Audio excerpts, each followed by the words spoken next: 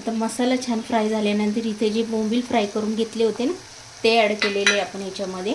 आणि लगेच इथे एक जो बटाटा होता तो पण इथे टाकून घेतलेला आहे. आता हे छान आपण इथे मिक्स करून घेऊया.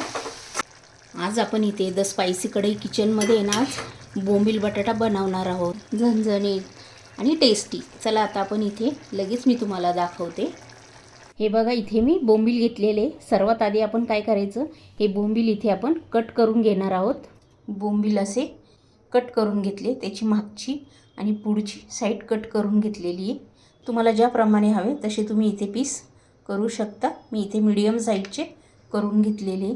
बोंबीलमध्ये आता आपण इथे गरम पाणी ॲड करणार आहोत. हे बघा इथे गरमच पाणी आपण इथे ॲड करायचं आहे. इथे मी 2 मिनिटाच्या गरम पाण्यामध्ये ह्याला छान भिजत ठेवायचे. इथे आपण बोंबील बटाटा बनवणार आहोत. त्यासाठी इथे मी एक बटाटा असा कट करून घेतलेला आहे. आणि बटाटा कट करेपर्यंत आपल्या इथे गरम पाण्यामध्ये बोंबील पण छान भिजून झालेले. आता आपण हे बोंबील स्वच्छ धुवून घेऊया. हे बघा इथे तुम्ही बघू शकता बोंबील आता आपले इथे छान मस्त या गरम पाण्यात भिजले गेलेले. त्याची जी घाण असते धूळ वगैरे ते इथे क्लीन झालेले. आपण आता याला धुवून घेऊया. इथे मी बोंबील स्वच्छ धुवून घेतलेले. पहिल्यापेक्षा आता इथे आपले बोंबील फ्रेश आणि स्वच्छ दिसत आहे. म्हणून इथे गरम पाण्यात 2-3 मिनटं भिजत ठेवायची. आता तुम्ही इथे बघू शकता आपले बोंबील स्वच्छ झालेले. इथे आता आपण बोंबील बटाटा बनवणार आहोत. चला रेसिपीला लगेच सुरुवात करूया. इथे आपण तेल टाकून घेतलेले. आता जे धुतलेले बोंबील आहे ना ते आपण याच्यामध्ये ॲड करूया. ह्याच्यामध्ये आहे ना थोडेसे फ्राय करून घ्यायचे. एक 2-3 मिनटं आहे ना या तेलामध्ये आपण याला छान असे थोडासा कलर चेंज होईपर्यंत इथे फ्राय करून घेणार आहोत. मी ज्याप्रमाणे इथे बोंबील बटाटा बनवते ना त्याचप्रमाणे तुम्ही बनवून बघा. अतिशय टेस्टी होतो. इथे थोडासा कलर चेंज झालेला आहे. आता आपण हे काढून घेऊया. आता मी हे काढून घेते. तर इथे मी थोडेसे जिरे ॲड केलेले आहे. जिरे छान फुलल्यानंतर इथे मी एक कांदा मोठा बारीक चिरून घेतलेला आहे तो पण ॲड केला. आता आपण इथे हा कांदा आहे ना हा छान फ्राय करून घ्यायचा आहे. गोल्डन कलर येईपर्यंत आता आपण ह्याच्यामध्ये हा छान फ्राय करून घेणार आहोत. इथे आपला कांदा छान मस्त असा फ्राय झाला. असंच सेम फ्राय करून घ्यायचा आहे. आता इथे मी अर्धाच टमॅटो घेतलेला आहे तो इथे ॲड केलेला आहे. तो पण आता आपण याच्यामध्ये छान फ्राय करून घ्यायचा आहे. थोडासा त्याचा कच्चेपणा जाईपर्यंत. आपण जे आता इथे बोंबील बटाटा बनवतो आहे ना त्यासाठी इथे मी काही वाटण वगैरे काय टाकणार नाही आहे. इथे मी 2 हिरव्या मिरच्या अशा कट करून घेतलेल्या आहेत. त्या पण याच्यामध्ये फ्राय करून घ्यायच्या आहे. आता इथे टमॅटो फ्राय झाल्यानंतर इथे मी अर्धा चमचा धनेपूड घेतलेली आहे. 1 चमचा इथे लाल तिखट घेतलेले, अर्धा चमचा हळद घेतलेली, चवीनुसार मीठ घेतलेले आणि माझा घरचा मसाला 2 चमचे घेतलेला आहे आणि गोडा मसाला 1 चमचा. हे सर्व मसाले ॲड करून घेणार आहोत. त्यानंतर आता आपण हे याच्यामध्ये छान फ्राय करून घ्यायचे. हे बघा इथे छान मस्त असं तेल सुटलेलं आहे. ह्याच्यामध्ये मी थोडंसं अर्धा कप पाणी ॲड करणार आहे.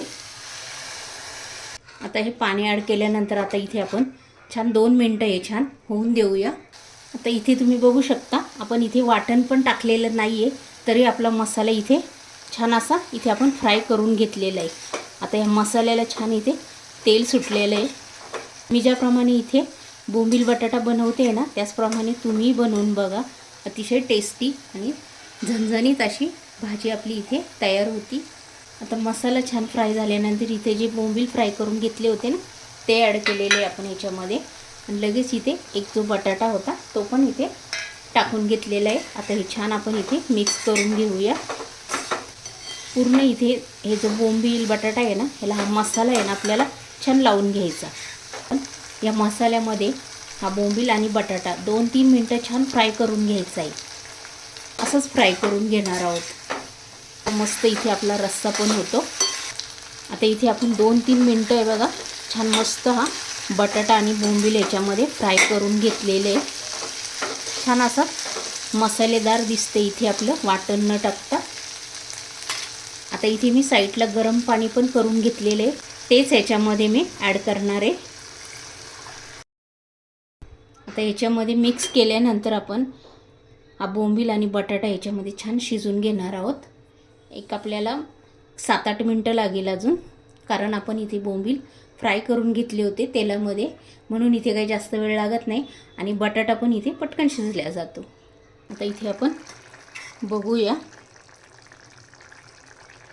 इथे आपलं रस्सा छान आटल्या गेलेला आहे आणि बटाटा पण इथे शिजले गेलेला आहे.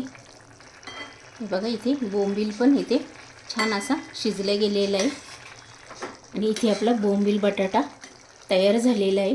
तुम्हाला जर ही माझी रेसिपी आवडली असेल ना, पटकन लाईक करून घ्या आणि चॅनलवर जर नवीन असेल ना, सबस्क्राईब करून घ्या आणि हा व्हिडिओ तुमच्या मित्रमैत्रिणींनाही शेअर करा. इथे मी थोडीशी कोथिंबीर ॲड केलेली आहे. आता इथे कोथिंबीर ॲड केल्यानंतर हे छान मिक्स करून घ्यायचं आहे आणि बनवणार ना तुम्ही, मी ज्याप्रमाणे बनवलं ना त्याचप्रमाणे बोंबील बटाटा. आणि अशाच छान छान रेसिपी घेऊन आपण नेक्स्ट व्हिडिओमध्ये पुन्हा भेटूया. तोपर्यंत बाय.